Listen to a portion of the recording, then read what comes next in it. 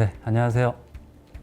창업의 절차 두 번째 시간으로 소상공인 업종별 창업 절차에 대한 주제로 또 이야기를 이어서 나눠볼까 합니다. 다시 한번 좀 말씀드리면 그 소상공인 업종별 창업 절차에 대해서 말씀을 드릴 텐데요. 여러분들께서 좀 사업을 하실 때 그 절차라는 부분들이 걔가 좀 필요하다고 말씀드렸잖아요. 근데 이게 업종별로 굉장히 좀 고려해야 될 사항들이 많거든요. 그냥 단순하게 창업이라고 해서 그냥 내가 하고 싶은 거 그냥 하는 게 아니라 각각의 업종별로 특징들이 있고 또 우리가 세무적으로나 또 법무적으로 이제 검토해야 될 그런 사항들이 있거든요. 그렇기 때문에 그런 과정들을 여러분들께서 좀 면밀히 잘 알고 계셔야 된다라는 측면에서 이 소상공인 업종별 창업 절차라는 내용으로 또 두 번째 강의를 좀 진행해 볼까 하고요. 이번 강의를 통해서 여러분들께서 좀 배우셨으면 하는 부분은 어떤 거냐면 첫 번째로는 업종별로 달라지는 창업 절차들이 있습니다. 그렇기 때문에 내가 창업하려고 하는 그 업종에 맞는 어떤 절차들은 어떻게 되는 것인지에 대해서 이해를 하는 시간이 되었으면 하고요. 두 번째는 여러분들께서 직접 사업을 하시려면 이제 사업자 등록증도 직접 내셔야 되고 그다음에 여러 가지 기타 신고들도 직접 하셔야 될 텐데 이런 사업자 등록이나 아니면 신고 절차 등을 직접 진행할 수 있는 이제 그런 시간이 되었으면 합니다. 그래서 이런 목표를 저희가 달성하기 위해서 첫 번째로는 소상공인의 창업의 기본 프로세스들을 좀 설명을 드릴 거고요. 그 다음에 업종별로 창업 인허가에 대한 체크 사항들을 좀 살펴보도록 하겠습니다.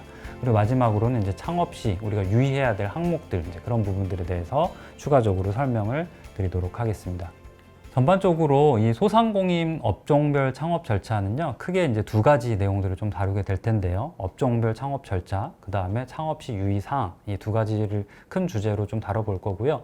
업종별 창업 절차에는 이제 창업 절차에 대해서 우리가 이해하는 것들, 그래서 어떤 프로세스로 우리가 창업을 진행을 해야 되는지, 그래서 소상공인 창업에 대한 어떤 기본 프로세스에 대해서 좀 설명을 드릴 거고요.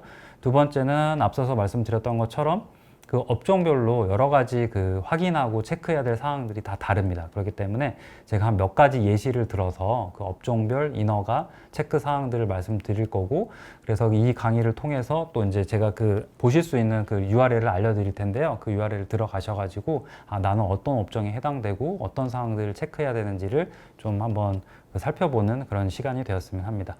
그리고 두 번째로는 이제 창업할 때 여러분들께서 이런 부분들을 좀 간과하고 계시는 부분들이 많은데, 창업할 때 꼭 알고 있어야 할 기본적인 필수 항목들이 있어요. 첫 번째는 세금과 관련된 유의사항.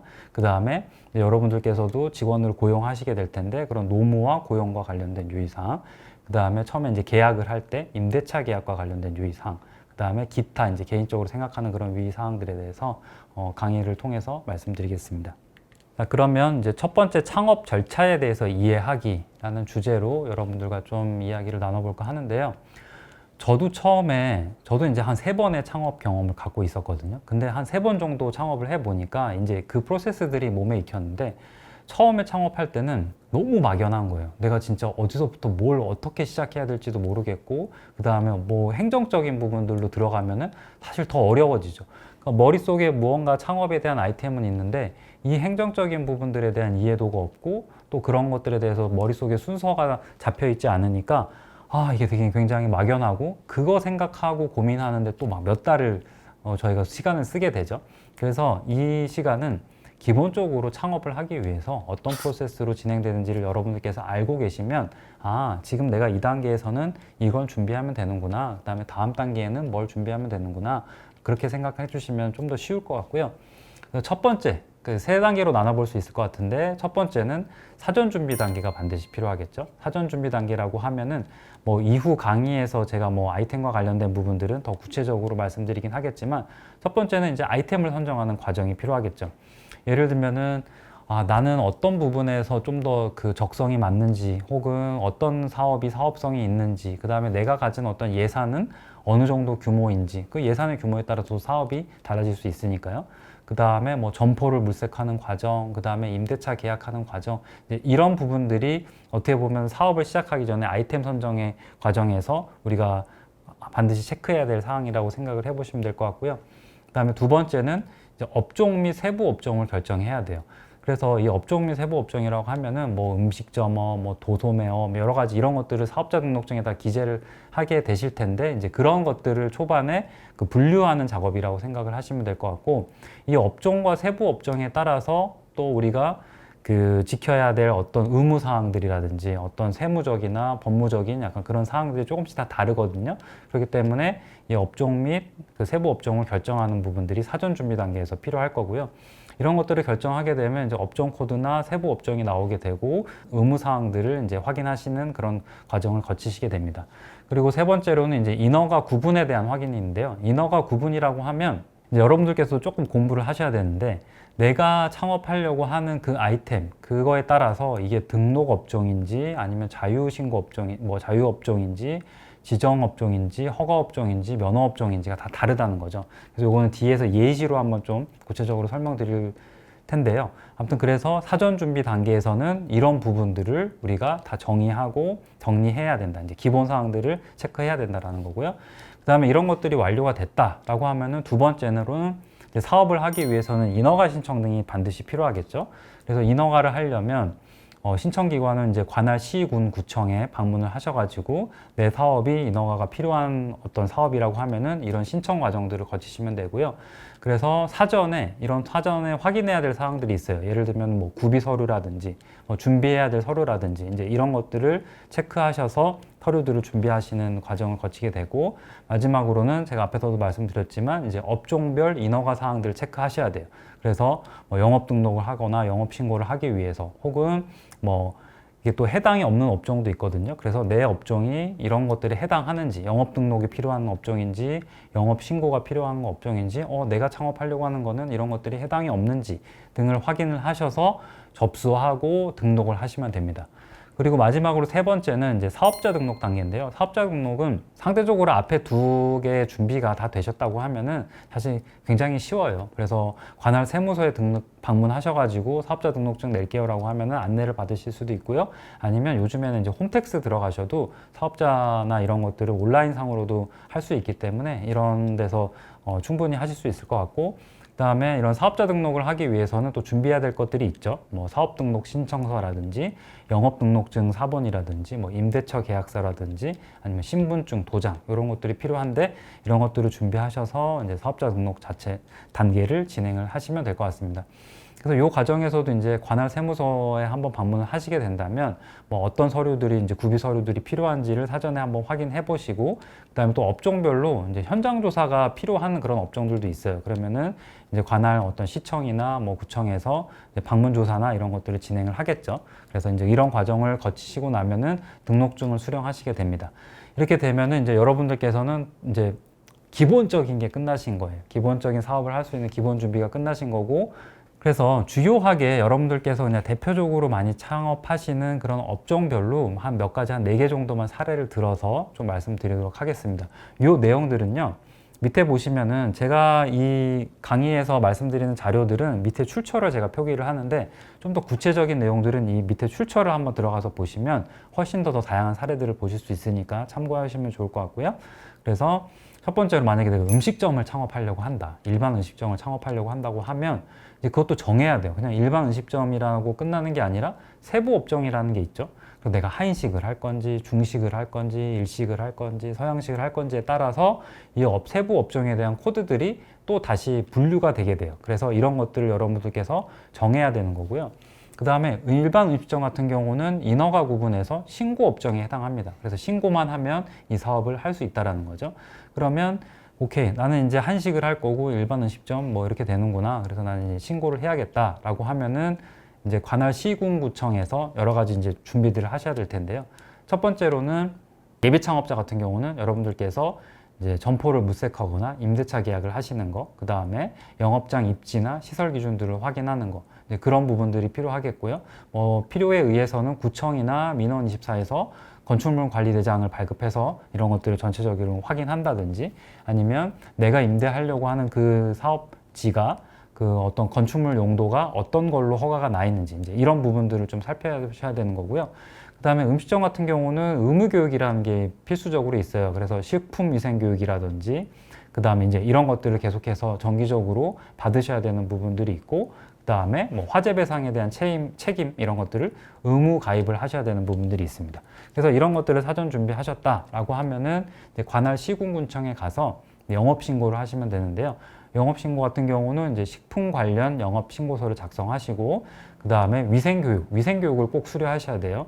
보건소나 이런 데 가시면 이제 발급받을 수 있는데 보건증 같은 것들, 그래서 위생교육 수료증이랑 그다음에 뭐 수질검사 적성서, 그다음에 안전시설 완비 증명서, 뭐 건강진단 결과서, 이런 것들을 준비하셔가지고 관할 시군구청에 제출을 하시면 됩니다. 그래서 이런 과정을 거치면 뭐 시설 조사가 필요하면은 이제 시군구청에서 시설 조사가 나올 거고요. 이제 신고증이나 이런 것들을 발급받을 수 있게 됩니다. 그러면 이 과정을 거치게 되면 이제 사업자 등록을 하셔야 되는데요. 그러면 사업자 등록 같은 경우는 관할 세무소에 방문하시거나 아니면 앞에서 말씀드렸던 홈택스에 방문을 하셔서 사업자 등록 신청서, 그다음에 영업신고증 사본, 그다음 뭐 임대차 계약서, 신분증, 도장 이런 부분들을 지참하신 후에 사업자 등록을 하시면 됩니다. 근데 또 내가 만약에 사업장에서 또 술을 판다라고 하면요, 반드시 또 주류 판매 면허 신청을 꼭 하셔야 돼요. 그래서 이런 것들을 하셔서 신청서를 받으시고 하셔야만 또 업장 내에서 주류를 판매할 수 있기 때문에 이런 음식점 사업을 우리가 한다라고 해도 여러 가지 신경 쓰고 체크해야 될 사항들이 많습니다. 그래서 이 과정들을 한번 쭉 살펴보시면 좋을 것 같고요. 그다음에 두 번째로는 노래방 사업을 하겠다. 뭐 동전 노래방, 뭐 코인 노래방도 있고 뭐 노래방 사업을 하겠다라고 한다면 노래방은 이제 노래 연습장 운영업으로 업종이 분류되어 있고요. 여기에는 이제 세부 업종은 별도로 없습니다. 대신에 이제 인허가 구분이 아까 음식점하고 조금 다르죠. 그래서 노래방 연습장 같은 경우는 이제 등록 업종에 해당되고요. 등록 업종 같은 경우는 이제 사전 준비할 사항들이 업장이랑 입지 조건들을 한번 확인하셔야겠죠. 근데 이 업장이나 입지 조건을 확인한다는 건 어떤 의미냐면 노래방 같은 경우는 학교 환경 위생 정화구역 이 구역 내에서는 창업을 하실 수가 없어요. 그렇기 때문에 뭐 학교 반경에서 얼마 이상 떨어져야 돼 창업을 할 수 있다. 이제 그런 것들을 참고하셔야만 확인을 하셔야 되는 거고요. 만약에 이런 것들을 참고 안 하고 뭐 노래방을 만약에 하겠다라고 했을 경우에는 이제 불법 영업이 될 수 있기 때문에 이제 그런 부분들은 꼭 참고하시고, 그래서 또 점포물색이나 임대차 계약 이런 것들을 진행하시게 될 거고 노래방 설비 기준이나 이런 것들을 확인하셔야 되겠죠. 그래서 또 의무교육이 필수가 있어요. 의무교육 같은 경우는 노래 연습장 교육, 신규 및 기존 뭐 연간 3시간 이런 교육들이 있습니다. 그 다음에 소방안전 교육들이 반드시 필수적으로 들어가기 때문에 이런 의무교육들을 다 수행하시고 앞에서 말씀드렸던 이제 화재배상 책임보험 이런 것들도 의무적으로 가입을 하셔야 됩니다. 그래서 이런 것들을 사전에 준비하신 다음에는 이제 시군구청에 가서 영업 등록을 하시면 되는데요. 영업 등록 같은 경우는 노래 연습장 등록 신청서가 또 따로 있어요. 그래서 이런 부분들은 따로 신청서 작성하셔서 등록을 하시고 그다음에 기구나 설비, 개요서 같은 것들 작성하시고 또 임대차 계약서 사본 이렇게 준비하셔가지고 이제 인허가 신청, 등록을 하시면 되고요. 그래서 이런 것들을 통해서 결제가 나면 이제 등록증이 발급되고 이제 사업자 등록하는 절차는 앞에 하고 똑같습니다. 이런 등록증 같이 구비하시고 그 다음에 사업자 등록 신청서 작성하시고 임대차 사본, 그 다음에 신분증 지참하셔서 관할 세무소 방문하시면요 사업자 등록이 완료되고 사업을 진행하시면 되겠습니다. 그 다음에 또 내가 이 기관 내에서 또 뭐 유아 교육이나 이런 것들을 창업을 하시겠다라고 하면은 유아기관은 이제 허가 업종에 해당됩니다. 그래서 시군구에서 허가를 해줘야만 이 사업을 할 수 있다라는 얘기고요. 그래서 유아교육기관은 이제 세부 업종으로 유아교육기관으로만 등록이 되어 있고 해당 업종은 이제 허가 업종에 해당됩니다. 그래서 허가 업종을 창업을 하시려면은 이제 기본적인 사전 준비 사항은 비슷하긴 하지만 이제 이런 것들이 필요한데요. 어떤 거냐면 영업장 설립 조건 확인, 이건 이제 본인이 하셔야 되는 부분들이 있고, 영업장 시설 설비 기준 확인, 이제 이런 것들이 사전에 필요하고요. 그 다음에 유치원이나 이런 것들을 하려면 교구나 설비 기준에 대한 부분들이 반드시 필요하기 때문에 사전에 이러한 부분들을 전체적으로 확인을 하시고, 그 다음에 내가 준비를 하신 후에 인허가 신청을 들어가셔야 됩니다.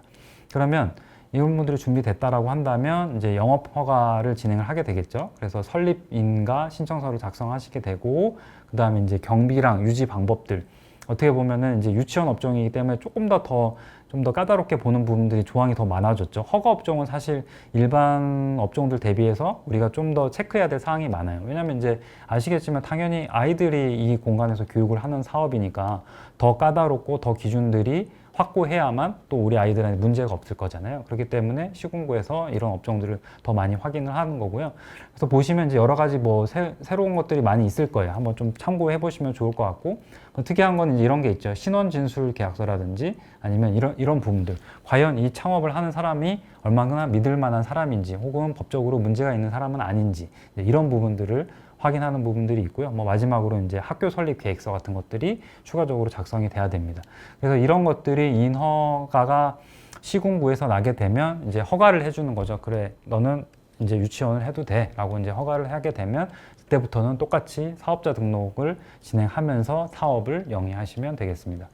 그다음에 마지막으로는 이제 네 번째인데요. 소매업에 해당하는데요. 소매업은 이제 자유업종에 해당합니다. 자유업종은 상대적으로 기준이 조금 낮다라는 거죠. 그래서 소매업종 같은 경우는 뭐 섬유, 의복, 내가 뭐 매장을 하나 열어서 옷을 팔겠다, 구두를 팔겠다, 뭐 이런 것들에 해당하는 거고요. 그러면 그 안에 세부 업종들이 여러 가지가 있을 거예요. 뭐 한복을 팔 건지, 유아용 의류를 팔 건지, 아니면 속옷을 팔 건지, 뭐 이런 것들이 있는데 그런 부분들을 이제 확인을 하셔가지고 세부 업종을 등록을 하시면 되겠고요. 그다음에 이런 업종 같은 경우는 앞에서 말씀드렸지만 이제 자유업종에 해당됩니다. 그래서 자유업종 같은 경우는 인허가 사항이 별도로 없어요. 없다라는 거는 여러분들께서 그냥 사업을 자유롭게 해도 된다. 이런 것들은 크게 우리가 제재할 사항들이 없기 때문에 자유롭게 사업을 하는 업종이다라고 생각을 해주시면 될 것 같고, 이런 업종 같은 경우는 이제 점포만 구하고 임대차 계약서를 써서 내가 물건들을 매입해 와서 실제로 고객들한테 판매를 하면 되겠죠. 그래서 상대적으로 좀 절차가 좀 앞에서 말씀드린 것보다 좀 간소하다라는 걸 느끼실 수 있을 텐데요. 거기서는 똑같이 이 과정들이 지나고 나면 사업자 등록 내셔서 실제로 사업을 영위하시면 되겠습니다. 그리고 이제 창업 시 꼭 알고 있어야 필수 항목에 대해서 몇 가지 좀 주요한 것들만 말씀드릴까 하는데요. 첫 번째는 세금과 관련된 유의사항. 그래서 여러 가지 항목들이 있어요. 첫 번째는 부가세. 여러분들 부가세 얘기 많이 들어보셨죠? 그래서 매출에서 10%를 이제 부가세 세금으로 우리가 내게 되는데, 이제 이런 부분들을 항상 우리가 염두해야 돼요. 그래서 부가세를 계산을 안 하고, 예를 들면 내가 어떤 매출이 발생을 했는데 부가세 낼 거를 생각을 안 하고 그냥 그게 다 내 순수 매출이라고 생각해서 막 지출을 했어요. 그럼 나중에 이제 부가세 낼 때, 이거 이제 부가세 뭐 폭탄 맞았네, 뭐 이런 얘기들 많이 하시잖아요. 그런 것처럼 부가세를 항상 염두하시면서 그 예산들은 따로 별도로 뭐 관리를 하셔야 되는 부분들이 필요하고요. 그 다음에 이 부가세 같은 경우는 이제 일반 과세자냐, 간이과세자냐에 따라서 차이가 있어요. 뭐 그냥 쉽게 말씀드리면 이제 매출 규모라고 생각을 하시면 되는데, 그래서 내 매출이 어느 정도 구간에 들어오는지를 한번 보시면 이제 더 유리한 세제 혜택을 선택을 하시면 되겠습니다. 그리고 종합소득세라는 게 있습니다. 매년 5월에 신고하는 종합소득세가 있고요. 이 종합소득세 같은 경우는 1년 실적을 기준으로 합니다. 그래서 만약에 이런 종합소득세가 신고가 안 되면 이런 가산세나 이런 것들을 낼 수 있기 때문에 이런 부분들은 꼭 참고하셔서 챙기셔야 되고요. 그 다음에 뭐 사업자 등록 같은 경우는 앞에서 말씀드렸듯이 세무서에서 등록을 하시면 되고, 그리고 업체별로 이제 세금계산서를 요청하는 부분들이 있어요. 그래서 세금계산서는 꼭 발행을 하셔야만, 뭐 매입계산서를 발행을 하셔야만 또 세금에 대한 어떤 뭐 세제를 우리가 감면받을 수 있기 때문에, 그래서 매입 같은 경우에는 세금계산서를 꼭 받으셔야 되고, 또 매출이 일어나는 경우에도 또 세금계산서나 이런 것들을 거래할 사항이 있으시면은 꼭 세금계산서를 꼭 받으셔야 된다.